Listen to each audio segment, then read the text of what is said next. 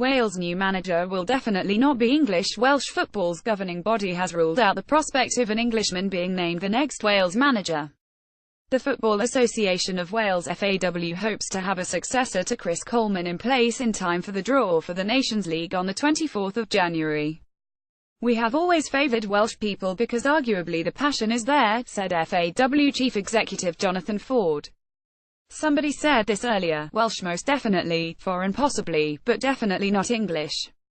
The last 6 Wales managers, including caretakers, have been Welsh, with Bobby Gould the last English and non-Welshman to manage Wales in 19,951,999. Coleman parted company with the FAW following Wales' failure to qualify for the 2018 World Cup finals in Russia next summer.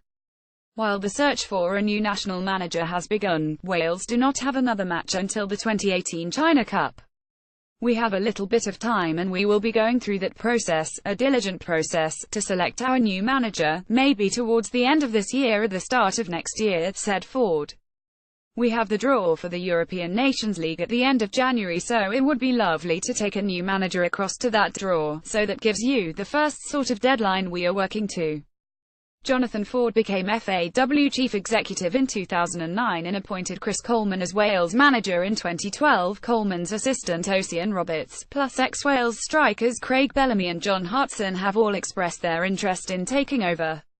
Former Wales and Manchester United forward Ryan Giggs has been long admired by the FAW, while Welshman Tony Pulis, sacked as West Bromwich Albion manager last month, is also among the contenders for the post. Ford believes the Wales job has now become an attractive proposition following Coleman's feat in leading the team to the semi-finals of Euro 2016. He said, "Understandably, a lot of people have expressed interest. These kinds of jobs advertise themselves. But I also have to go and see the relevant people. It's a two-way street. People will assess us as much as we assess them, and I would expect any prospective candidate to understand the system we have in place."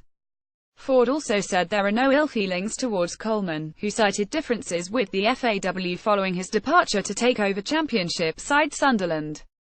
Speaking for the first time since Coleman's exit, Ford said, "We are grown-up people. We both wanted it an agreement, but it was not to be. Ultimately you cannot make people do the job, and we wish Chris the very best of luck in the future. He did a fantastic job. Historical, absolutely. Legendary, absolutely. We have a lot to be thankful for. It worked very well for Chris when we found him in the first place.